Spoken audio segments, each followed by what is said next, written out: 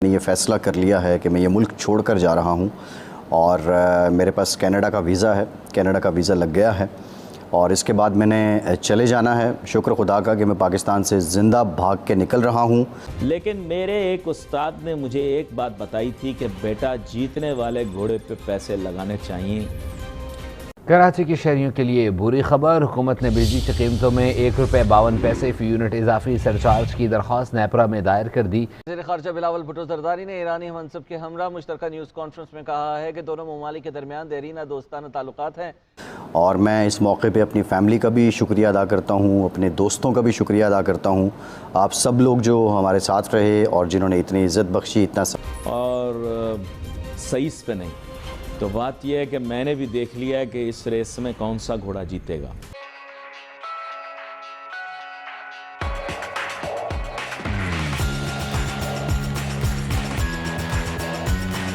साथ दिया और अब अगर मुझे ये मौका मिला है तो इस मौके से मैं फ़ायदा उठाते हुए अपने बेहतर मुस्तकबिल के लिए पाकिस्तान छोड़कर यहाँ से जा रहा हूँ। मेरी दुआएं पाकिस्तान के लिए हमेशा रहेंगी।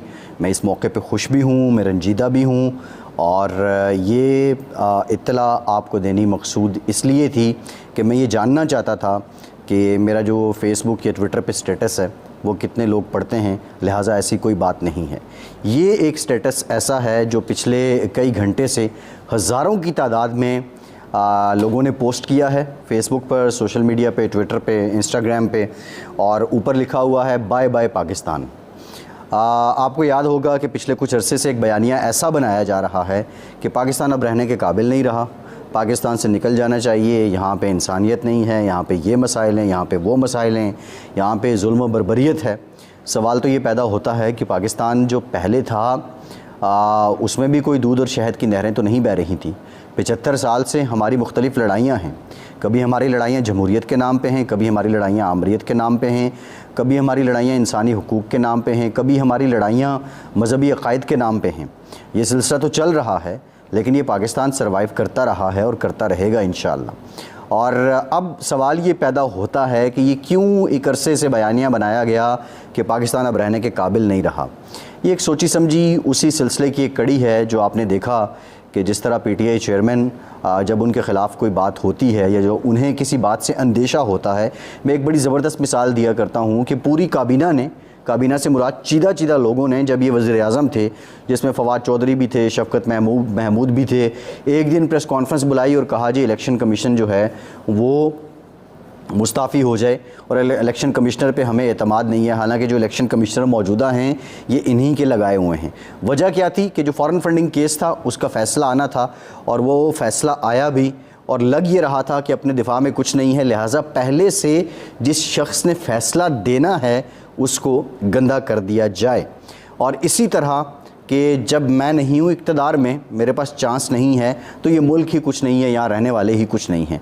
बहरहाल एक कल्ट फीलिंग्स हैं, कल्ट फॉलोइंग है इस जमात की। कोई स्याह को सफ़ेद कहे, कोई भले जर्मनी और जापान की सरहदें जोड़ दे, कोई गलत शरह बयान कर दे इस्लामी तालीमात की, या कोई कुछ भी कर दे, उन लोगों ने इस बात पे मिनोअन अमल करना होता है। यही एक सिलसिला है।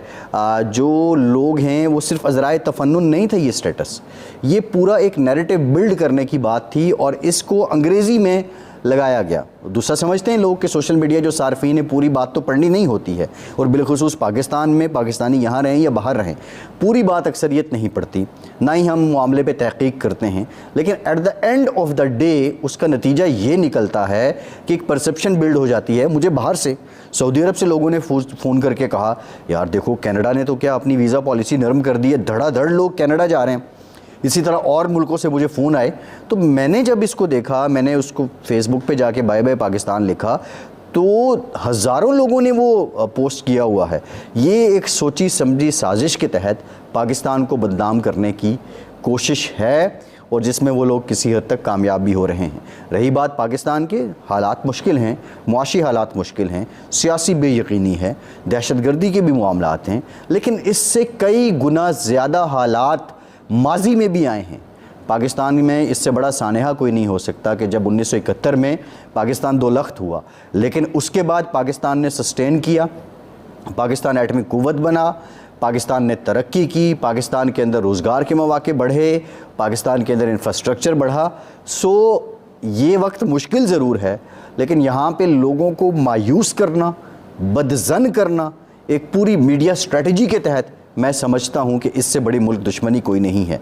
मैंने आपसे एक बात की कि ये एक प्रॉपर प्लानिंग है कि जब लगे कि किसी तरफ से हमारे ख़िलाफ़ कोई फ़ैसला आएगा या कोई बात होगी तो उस शख्स को गंदा करना शुरू कर दो। और हूँ तो मैं पाकिस्तानी, इस हिसाब से एक सियासी जमात तो हमेशा आती है और उसका नाम है JJUN, यानी कि जेड़ा जित्ते ओहदे नाल पार्टी।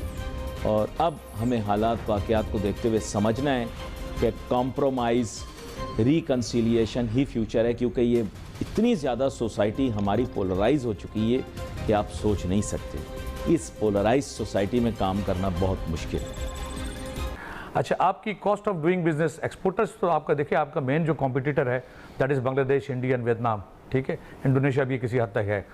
अच्छा, अब थिंग इज़ दैट कि अगर आपकी कॉस्ट ऑफ डूइंग बिजनेस, आपकी कॉस्ट बढ़ जाएगी तो आप कम्पीट कैसे करेंगे? आपका डॉलर आपका स्टेबल नहीं है।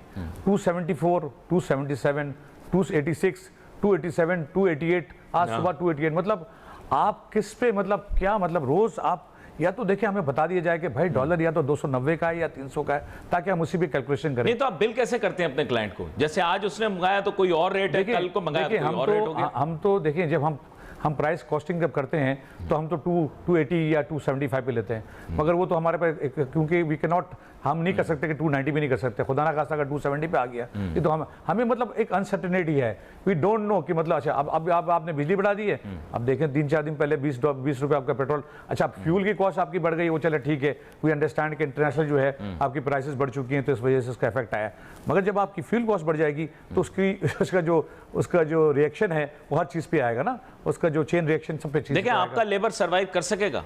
आपका लेबर फिर वेजेस में कोई ना कोई इंक्रीज तो मांगेगा। देखिए, लेबर तो ऑलरेडी 25-32 हज़ार सुना है कि 32,000 करने वाले, अब 30,000-32,000 पे जो है बेचारा वो घर कैसे चलाएगा, मतलब समझ से बाहर है।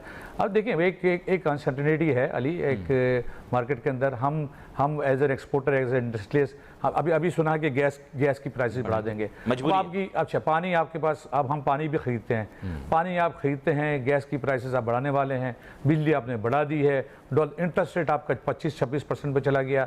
हाँ, अब आप बताइए इस हालात में अब कौन सी एक्सपोर्ट बढ़ाएंगे आप, क्या बेच के आएंगे आप?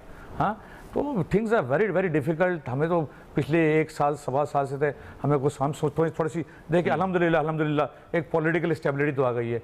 अभी मेरे ख्याल से 3-4 दिन रह गए हैं, आपकी केयर टेकर गवर्नमेंट भी आ जाएगी, ठीक है। अब उसके बाद केयर टेकर गवर्नमेंट के बाद हमें और कौन से नुस्खे मिलने वाले हैं? ये ज़हनी तौर पर नहीं है कि नायब वजीर आज़म चीन पाकिस्तान तशरीफ लाए, they don't care. With all due respect, I love the people of China, Pakistanis love the people of China, but unfortunately common man needs food on the table. उसके लिए प्रॉब्लम यह कि ये जो 20 रुपीज़ या राउंड अबाउट आपने petrol पे बढ़ा दिए ना, that's the game changer for that person. Difficult economic crisis ना फॉर द लास्ट 1 ईयर ना, आपके पास खजाने में आपके पास पैसा नहीं है, आपके पास आपने चाइना ने रखवा दिया, आप रोल ओवर कर लिया, आपको देखिए, अच्छा सऊदी ने दे दिया आपका, अभी आप कह रहे हैं कि अच्छा ठीक है, एक चीज़ तो अच्छी है कि आपके करंट डेफिसिट आपका कम हो गया, आपके इंपोर्ट भी, आपका ट्रेड डेफिसिट भी कम हो गया, ये तो ठीक है, मगर आपके पास जी आप एक सिंपल घर की मिसाल ले लें, आपको घर चलाने के लिए भी एक बजट तो चाहिए होता ना, पैसा तो चाहिए ना। अच्छा, जब आपके पास मुल्क के बाद पैसा नहीं है तो फिर आप क्या करेंगे आप, ठीक है, या तो आप टैक्सेस लगाएंगे। टैक्सेस आपको पता हमारे मुल्क के अंदर एक ऐसा है कि आपका Pakistan is the lowest in GDP, tax to GDP ratio है 8.5-9%। जब तक देखें, मैं हर प्रोग्राम में आपको पहले भी आके कह चुका हूँ, जब तक आपका 16-17% टैक्स टू GDP जो है रेशियो नहीं बढ़ेगा, आप इस हर दफ़ा जाते रहेंगे, हाँ, आपकी एक्सपोर्ट नहीं बढ़ेगी, आप 26-27।